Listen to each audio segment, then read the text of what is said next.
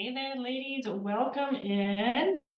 Welcome, welcome. Hi, Shaylee. Hi, Onita. I hope you guys are doing amazing. I'm just going to make sure I can hear this. I always worry that I'm going to go live and that I'm just going to be talking and nobody can hear me and I won't know it until I'm done at the end. But welcome in. Say hello as you come in if you're watching this live. If you're catching this on the replay, of course, drop replay for me.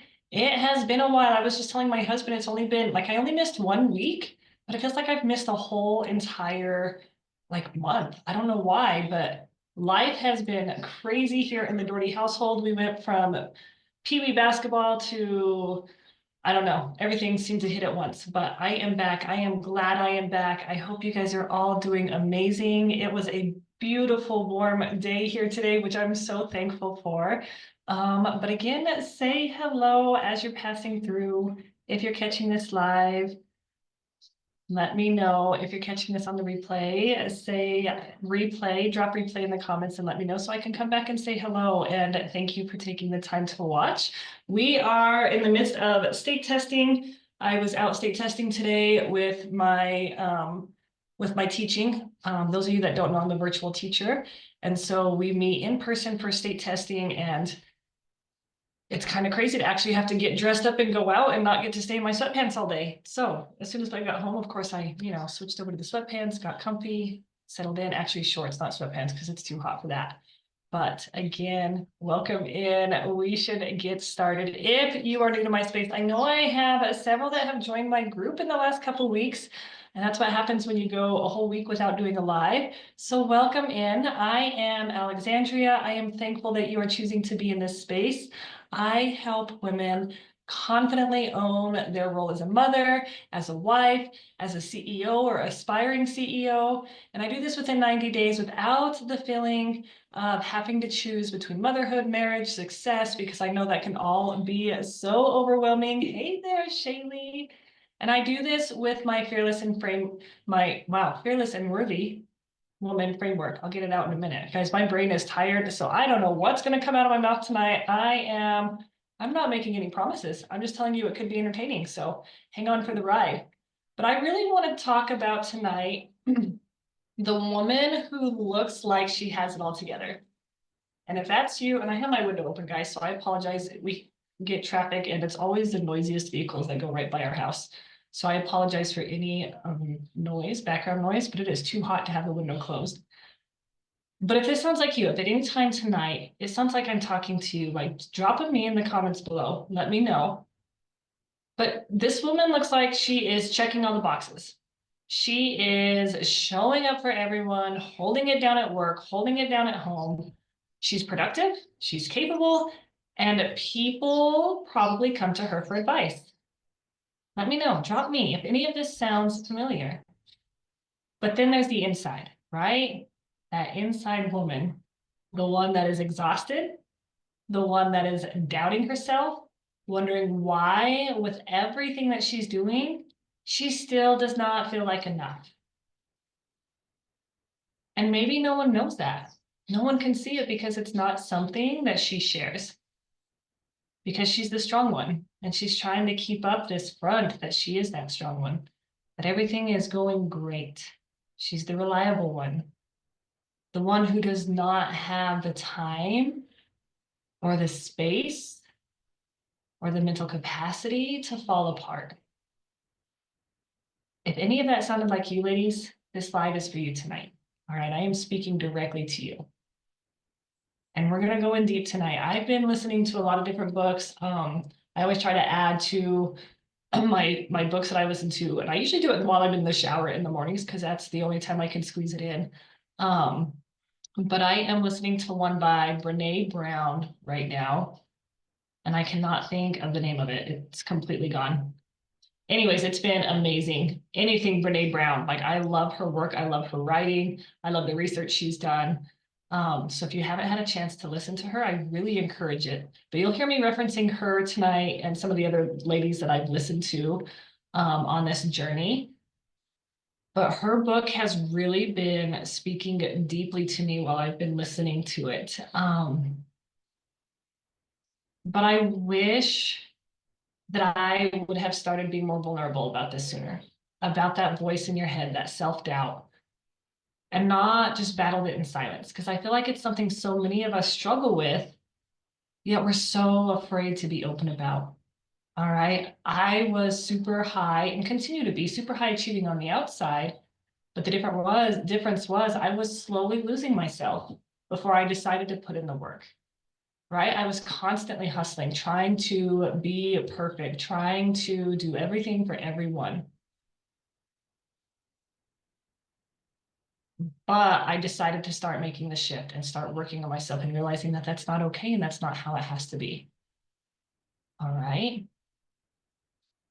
This is the deeper healing work that no one likes to talk about. And if you see me keep looking down, ladies, I'm just making sure I'm not missing comments. I love when you guys talk to me so I can talk back. So if this brings up anything, I know I have a few of you on watching, make sure, yes, Onita, boundaries. And that is something that I have had to really learn and work on, something that I've struggled with, but I am getting better at. But boundaries are so, so important. And that's part of one of my three pillars that we'll be talking about. All right. But ladies, one thing that, and you hear me talk about this every time in these lives, we start with our worth, right? You do not have to earn your worth. You don't have to earn it in your actions. You don't have to earn it in your accomplishments, in the way you look. That worth is already inside of you.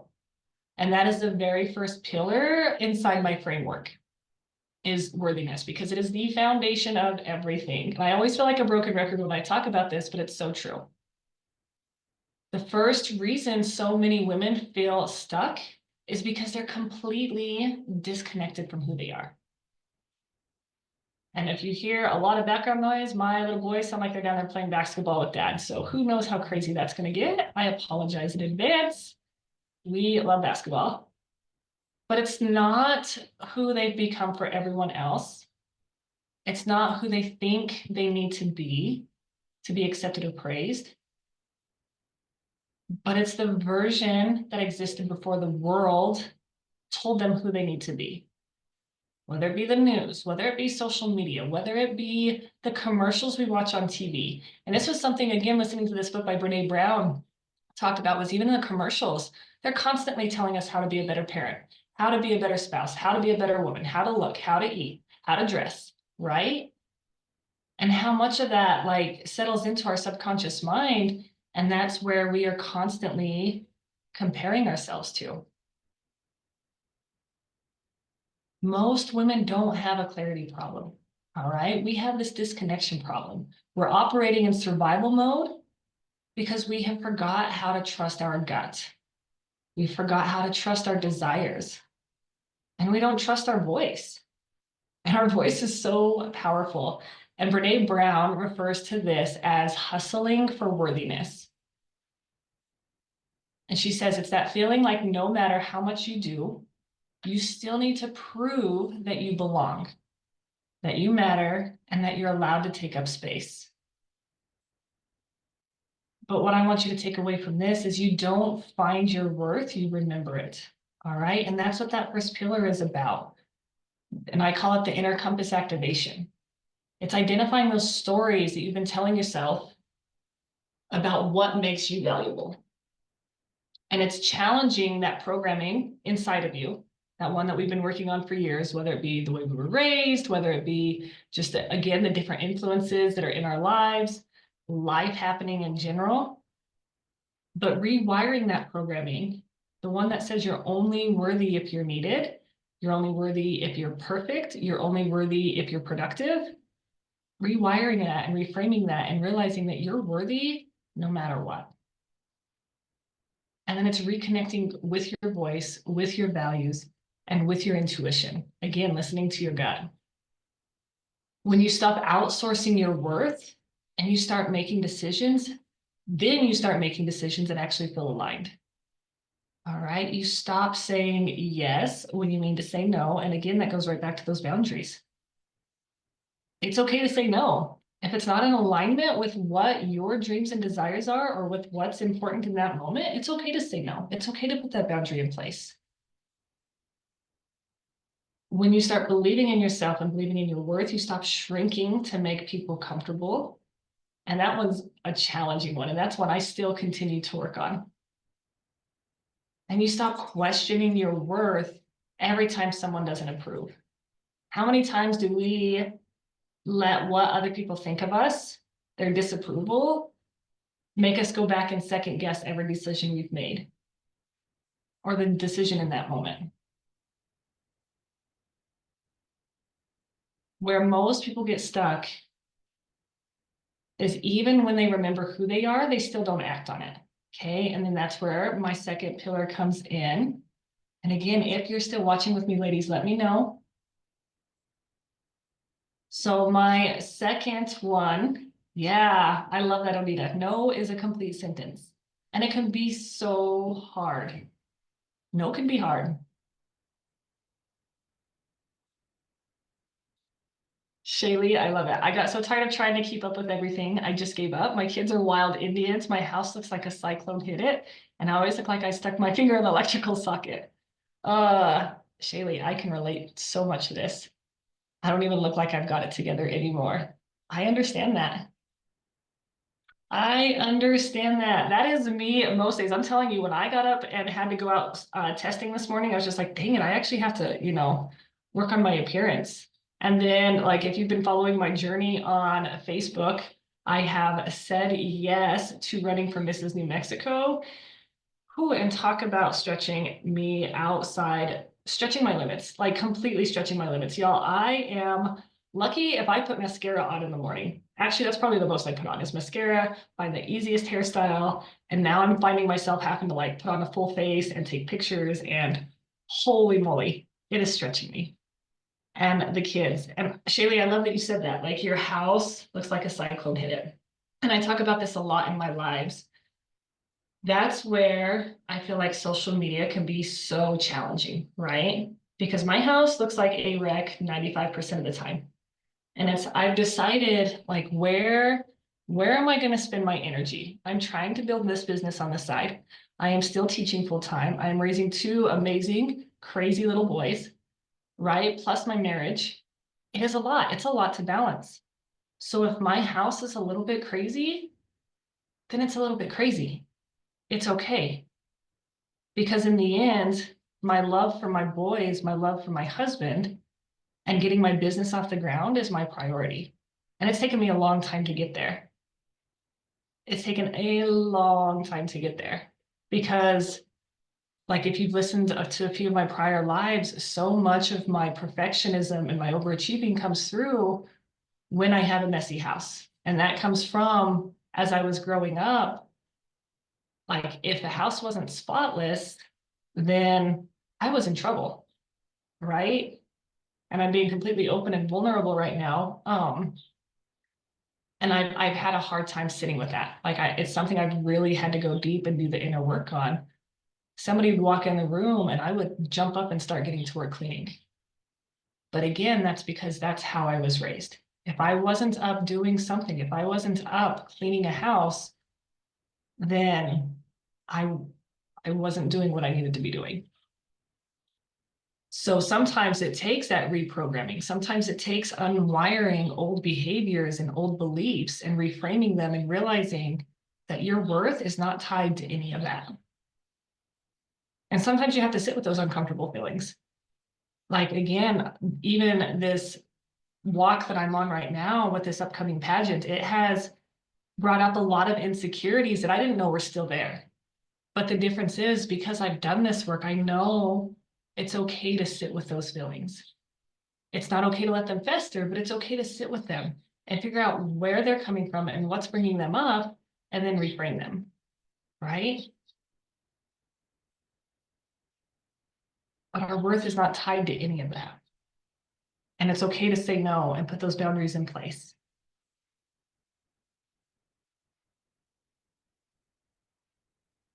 And another thing about that is knowing your worth does not automatically just make you bold. Because if it did, you'd already be doing whatever it is that you're wanting to do, right? Most of us don't need more self-help books. And I say this after saying I've been listening to a ton. But I love like just listening to different aspects and different the way people present, especially worthiness and confidence. And I've done a lot of deep diving into shame. And it's interesting to see how it's all presented. But that's not something that we need more of. All right, we don't need another 10-step morning routine. And we need to stop waiting for that confidence to show up first. Because that confidence isn't just going to show up, it's going to come when you start acting, when you start taking those baby steps. And it's built through those tough actions. Oh, I love that. So some of your strategies for reframing. Oh, Nita, great question. So what I like to do is especially when it's fear-based, right? So meeting it right where it's at, whatever that fear is that's coming up, like meeting it where it's at, sitting with it and saying, okay, now where is this coming from? And then asking myself, what about this is true? What can I prove to be true about this? All right. And then what is just made up in my mind, if that makes sense? So what's true, but what in my mind am I blowing out of proportion and making bigger than it really is? And then rewriting that. So let me see if I can think of an example.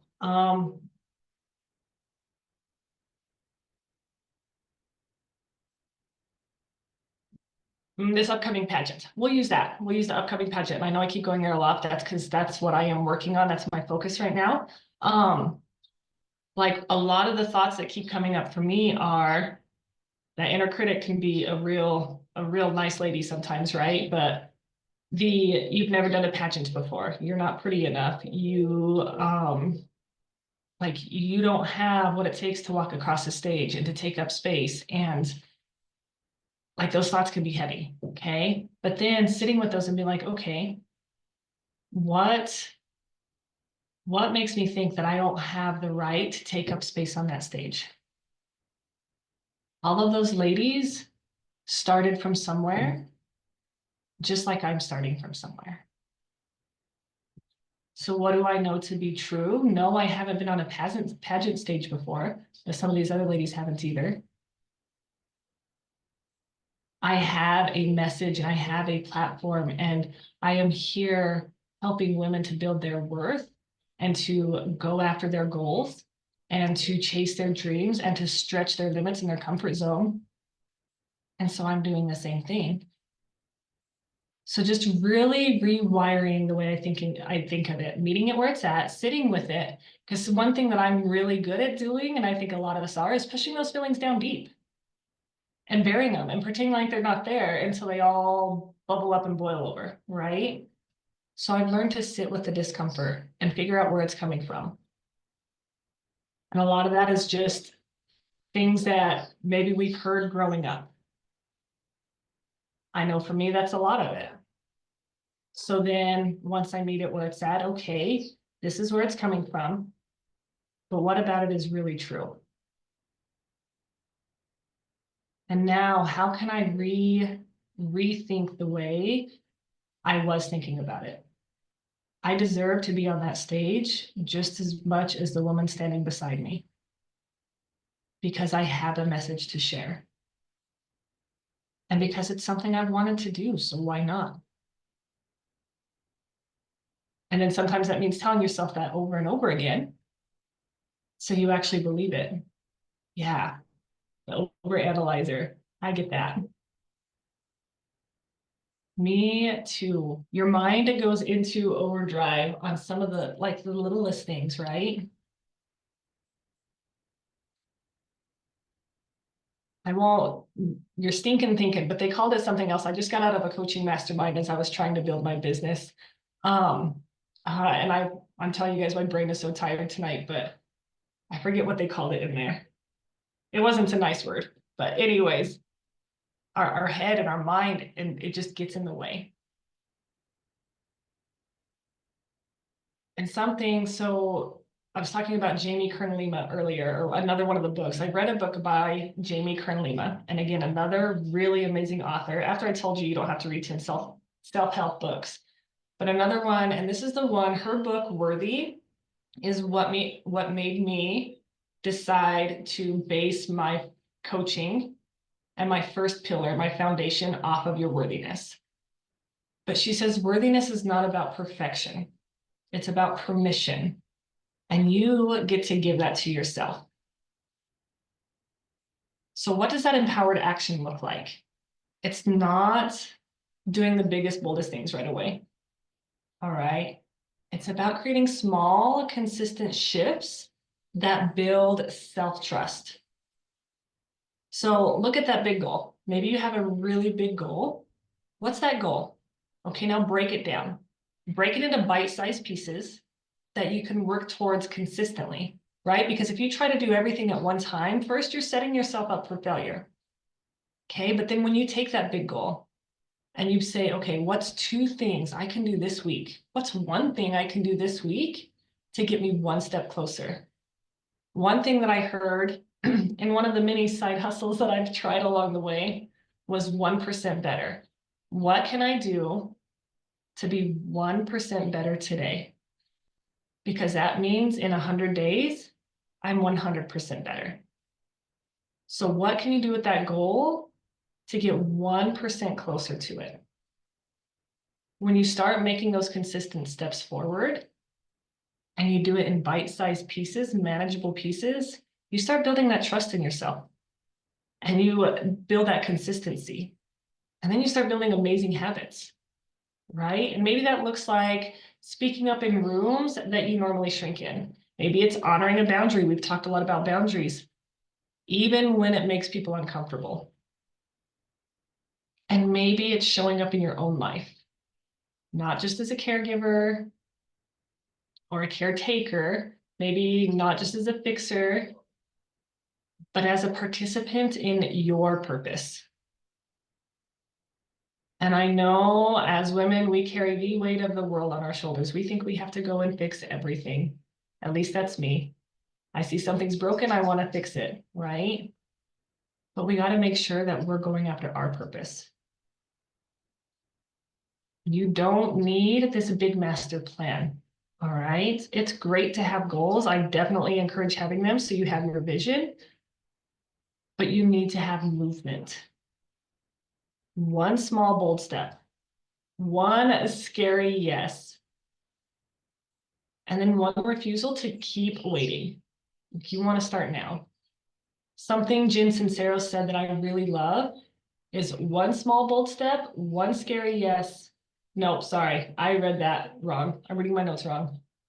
You are a badass. You were born that way, you just forgot.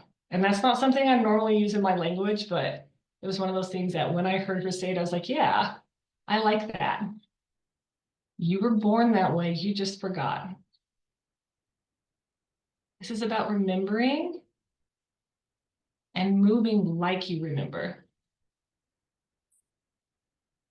But with that comes, when you start taking that action, it's going to really start exposing those places that need healing.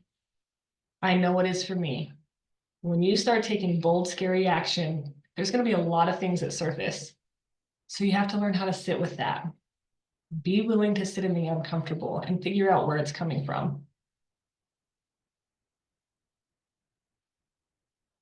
So once you start doing that inner work, once you start moving, it gets uncomfortable. And most of the time, that's when we stop. We don't like being uncomfortable. So that's when we stop. And it's not because we're weak. It's not because we're not cut out for it. Us women are some of the toughest, amazing creatures out there. But more than likely, it's because we haven't been taught how to hold space. Hey there, JC, for that discomfort without falling apart.